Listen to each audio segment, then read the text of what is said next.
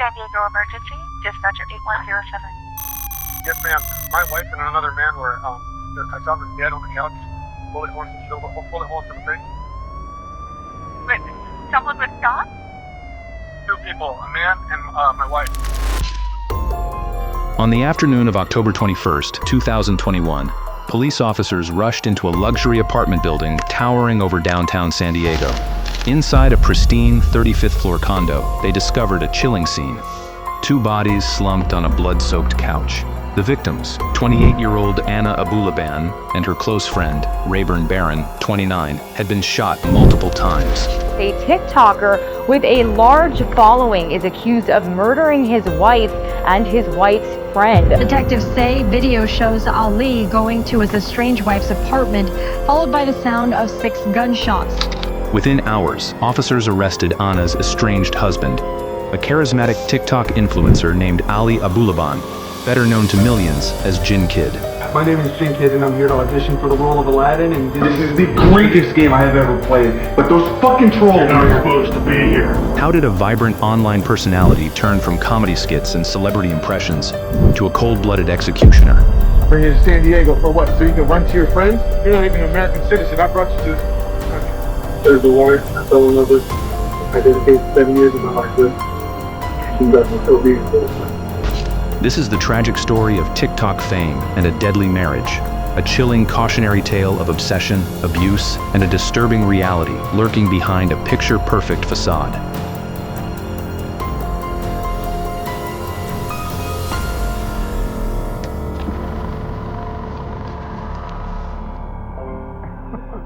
Ali and Anna's story began like a romance novel before it turned dark.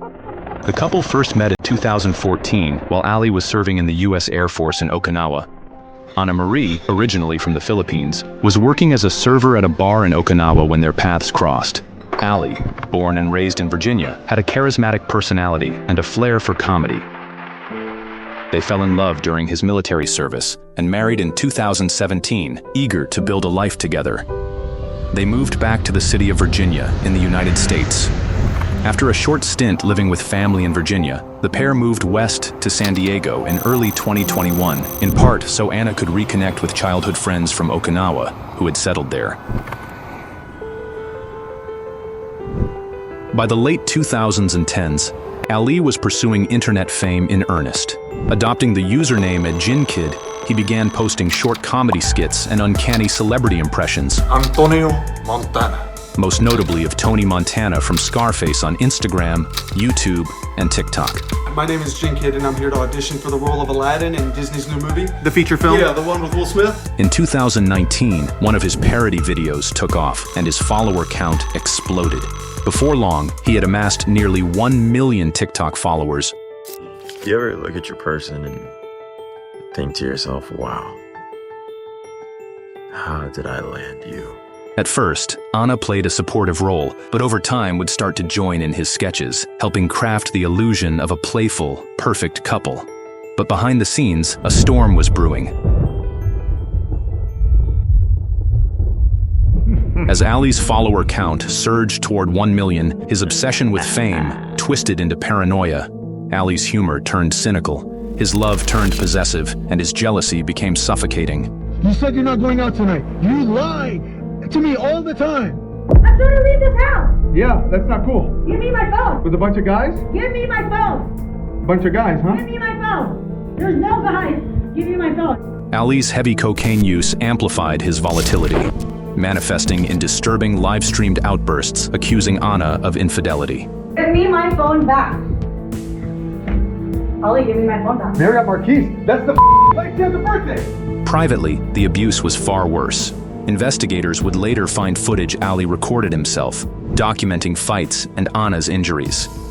In one haunting exchange, Anna pleads, "Ali, this marriage isn't healthy anymore." Ali's cold response, "I gave you this life. I'm going to show you how much you need me." Those words, "I gave you this life," would resonate in hindsight. They reveal how Ali viewed his wife as his possession, a creation of his making, whom he intended to keep under his control at any cost. I'll bring you to San Diego for what? So you can run to your friends? You're not even an American citizen. I brought you to this country. San Diego Police Department! Yes, I'm here. Okay, I think he just left the house. Terrified, Anna finally filed a police report against Ali in September 2021. You're on your knees right here, fixing the suitcase, removing stuff. Yeah. And then he pushed you over there. And then, can you show me where your body part contacted that? Which one? With bruises and desperation, she planned a restraining order, determined to escape, but Ali had no intention of letting her go. By October 2021, the couple's marriage was on its last legs. Anna had told Ali she wanted to separate for good. Ali himself had been unfaithful. Anna discovered he'd had an affair with another woman in their building. Yet he furiously projected blame onto Anna. Facing a wife who was determined to leave, Ali's sense of control was slipping away, and it drove him into a frenzy. He vacillated between begging for forgiveness and erupting in rage. I get it.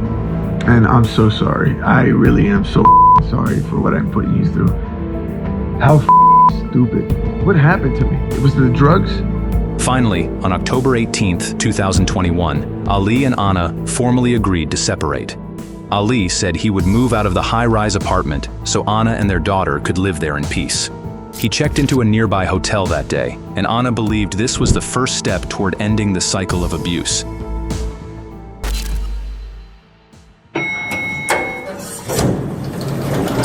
What Anna didn't know was that Ali had no intention of truly letting go. Unknown to Anna, he secretly made a copy of the apartment key before he left, and on October 21st, Ali executed a chilling plan. While Anna was dropping their 5-year-old daughter at school, surveillance cameras captured Ali sneaking back into the apartment. He then installed a spyware app on their child's iPad, turning it into a listening device, and proceeded to vandalize the apartment, overturning furniture and trashing belongings in a calculated display of anger. Ali then phoned Anna under the guise of checking in. In reality, he wanted her to discover the wreckage. Anna, who was driving back from the school run, now knew that Ali had violated their agreement and invaded her home. When Anna arrived at her apartment mid-morning, she found a nightmare. Clothes and personal items were strewn everywhere. Mirrors had been smashed. The place was ransacked. Shocked and upset, Anna video called a friend around 11 a.m. to show the damage. Around 1:30 p.m., Anna called one more person for help, Rayburn Barron, a platonic friend who knew about the separation.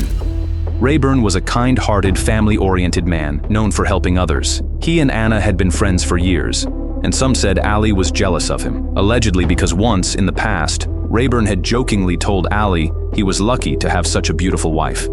With Ali out of the picture, or so she thought, Anna likely felt safe having Rayburn over as an extra set of hands, while she cleaned and waited to go file the restraining order. Meanwhile, across town at the Holiday Inn Hotel, Ali sat hunched over his phone, listening intently to the bugged iPad's audio feed. Suddenly, he heard the sound of a man's voice and Anna's laughter echoing from the apartment. It was Rayburn and Anna chatting as they tidied up.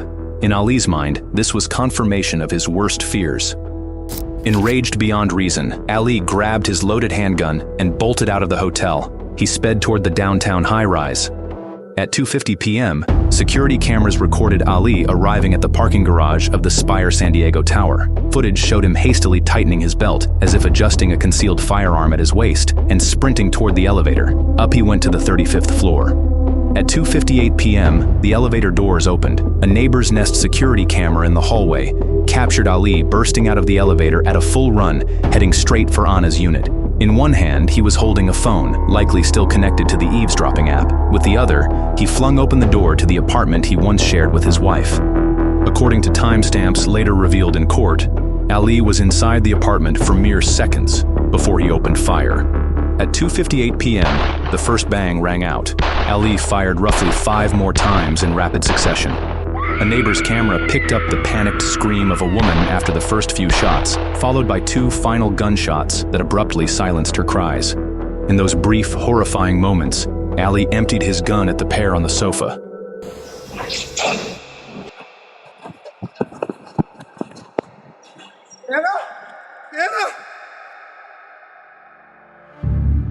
Ali finally fled the scene. Down the elevator he went, escaping the building at 3 p.m. Ali immediately sought someone to tell. At 3:02 p.m., less than 5 minutes after the murders, Ali phoned his mother, Dalal Wara, who was in Las Vegas at the time of the shootings. When she picked up, Ali's voice was disturbingly calm.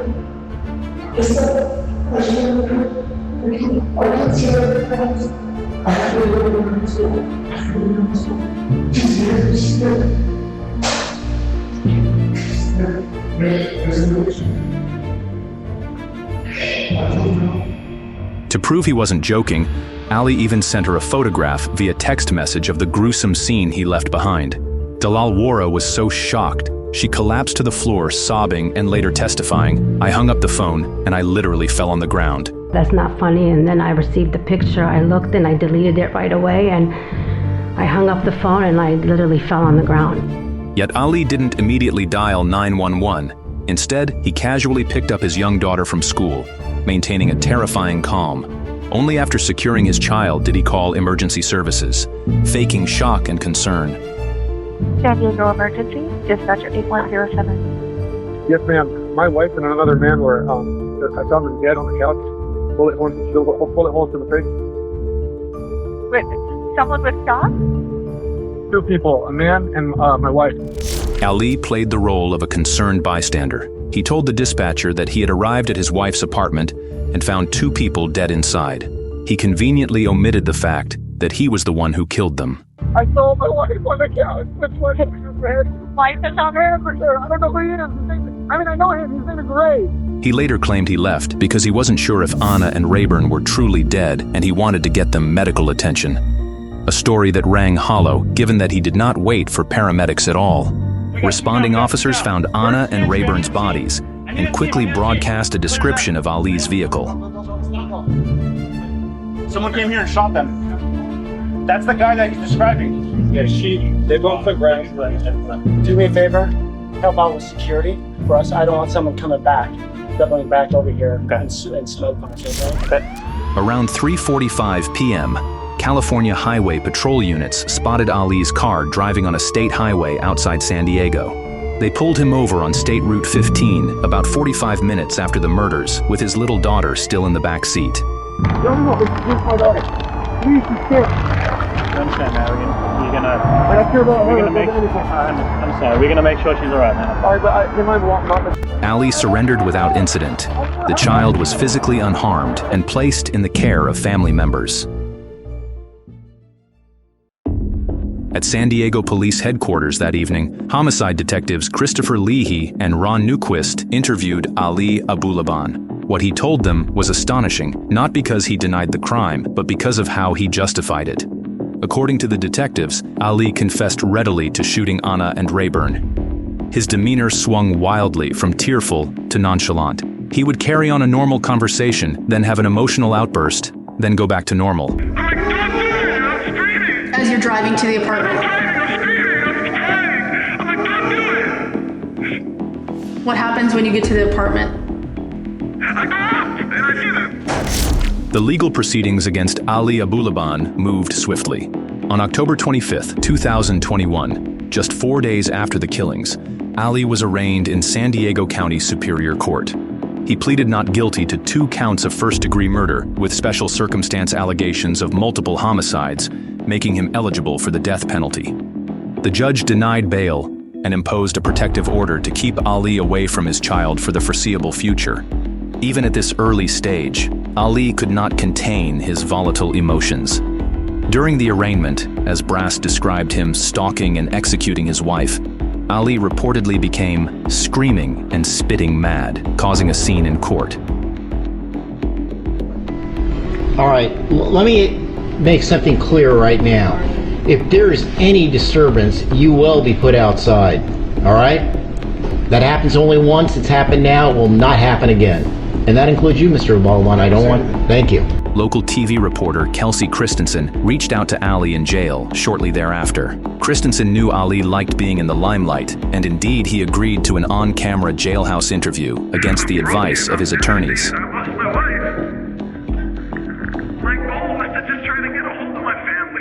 In January 2022, a preliminary hearing was held to determine if there was enough evidence for a trial. It turned into an explosive preview of what a trial would entail. Perhaps most dramatic was when a detective on the stand mentioned a theory that Anna and Rayburn's relationship had been growing more romantic, a comment that sent Ali into a rage in the courtroom. You're out your mind. Show me the teen you just said. You want to paint me as some kind of element? Unless you show me what you just said. I've never seen that in a discovery. I've been incarcerated 3 years. You never showed that to my team. This display only reinforced the prosecution's portrait of Ali as a man with unchecked anger and self-pity. When the murder trial commenced in May 2024 in San Diego, the prosecution presented a comprehensive case that left the jury stunned. They showed video clips Ali had recorded of his own abuse toward Anna. They played audio of voice messages Ali sent to Anna in which he hurled insults and accusations.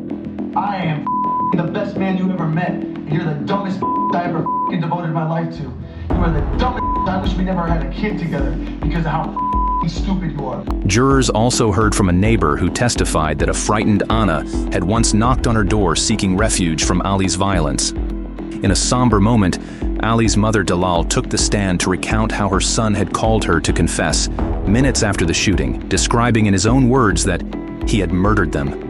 I just recall saying, that's not funny, that's not funny, honey, don't say that, that's not funny. And then I received the picture, I looked and I deleted it right away, and I hung up the phone and I literally fell on the ground. One of the trial's most anticipated moments came when Ali Abulaban chose to testify in his own defense, an uncommon and risky move in a murder trial. Taking the stand, Ali wept as he described the breakdown of his marriage. He admitted to some of his wrongs, acknowledging he had punched Anna in the face during an argument months before and that he had been abusing cocaine leading up to that day, but he insisted that he never intended to kill Anna or her friend. Ali told the jury that when he entered the apartment and saw a man with his wife, he lost control. And I felt like I was on the passenger seat of my own body. But when I opened the door and saw who it was, broke my heart.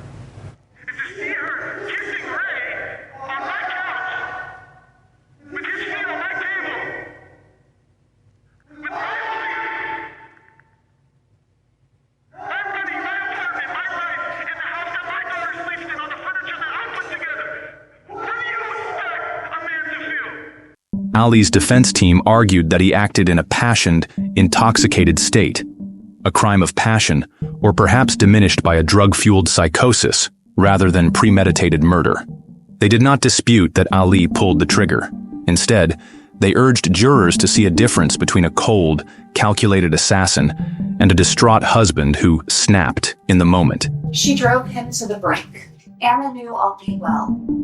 She knew exactly what to say and how to say it to cut him directly to the bone. She knew his underlying vulnerabilities, his insecurities about his mental illness, his drug addiction, and his own chaotic upbringing. She used these and she weaponized them against him. However, the prosecution methodically dismantled this narrative.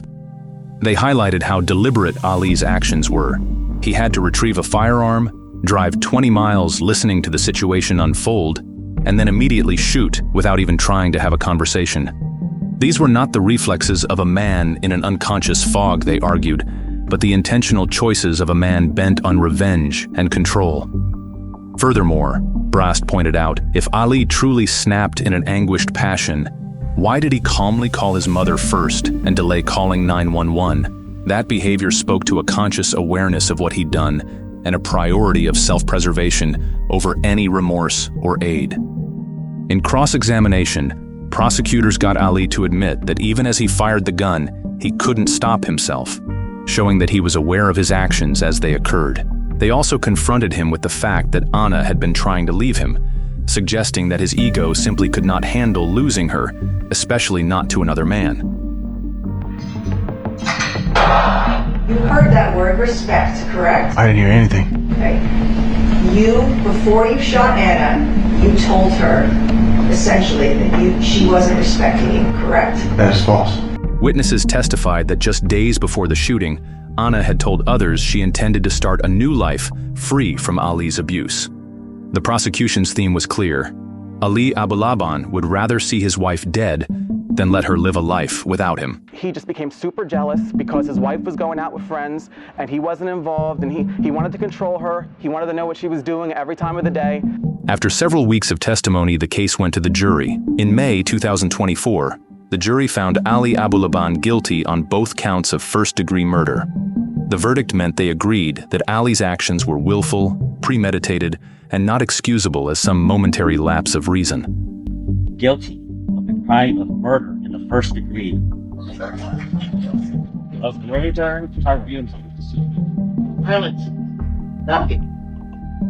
Rayburn Cardenas Baran. We, the jury in the above entitled cause, find the defendant Ali Nasser Abulaban guilty of the crime of murder in the first degree of Anna Abulaban. Ali showed little reaction as the guilty verdicts were read, a far cry from the outbursts and tears he had displayed earlier. On September 6, 2024, Ali Abulaban was brought before Judge Jeffrey Fraser for sentencing. The courtroom was packed with the families of Anna and Rayburn, as well as domestic violence advocates who had followed the case. The proceeding began with gut-wrenching victim impact statements. 6 of Anna's and Rayburn's loved ones stood up, one by one, to speak about the void Ali had created. And Rayburn was my brother. He had a beautiful soul. So I'm here today to ask for justice for my brother Ray, for Anna, and for my mom, who has to suffer the rest of her life knowing that her youngest son and her baby was taken from her in such a violent way. When it was Ali's turn to speak, he pulled out a yellow notepad with a prepared statement, a performance of contrition that rang hollow to many in the court.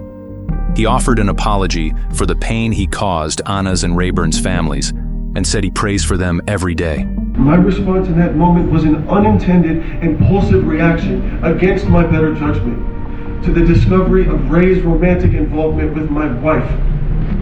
And for that, I'm sorry.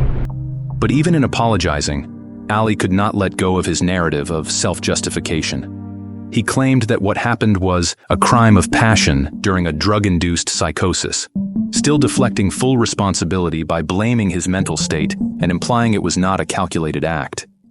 It is truly unfortunate that despite the compelling evidence that this was a crime of passion, somehow the jury still landed on this verdict, and they certainly wasted no time in doing so. The fact that I spent more time on the stand than the jury took to deliberate my fate is very concerning, and that justice was not the motivating factor behind their decision. It was vengeance. Ali even pleaded with Judge Fraser to give him a chance at rehabilitation, as though he might someday return to society. Judge Fraser was unmoved. In a scathing rebuke, the judge told Ali in open court that he doubted the sincerity of any of Ali's remorse. "He's a very selfish person, as I think the jury saw," Judge Fraser said, noting that throughout the trial, Ali's emotions seemed to be directed at his own predicament. I've watched him here during all of this time. When I saw the Scarface videos, it's as if when he committed these crimes, he became that persona of Scarface, of just cold-blooded killing without remorse. Any tears that he's cried in this courtroom have been for himself. I don't know if he's really sorry. Ali Abulaban would serve 2 consecutive life terms in state prison, one for Anna's murder and one for Rayburn's, with no possibility of parole for 50 years to life. With that, Ali was led away in handcuffs, destined to spend the rest of his days behind bars. Anna's death was tragically textbook, a horrific escalation seen far too often in domestic violence, a controlling narcissist who viewed rejection as a personal affront, turning deadly when losing power. Anna's family and prosecutors pleaded with the public to recognize abuse signs early before it escalates. Ali's online persona of comedic brilliance contrasted starkly with his private violence, a warning that behind perfect social media facades can lurk lethal danger. In the end, Ali's compulsive need for control, jealousy, and narcissism destroyed lives irreversibly, leaving 2 people dead, families devastated, and a young girl forever orphaned. Ali Abulaban remains incarcerated, forever defined not by fame or impressions, but by the murderous obsession that turned his promising life into a haunting cautionary tale.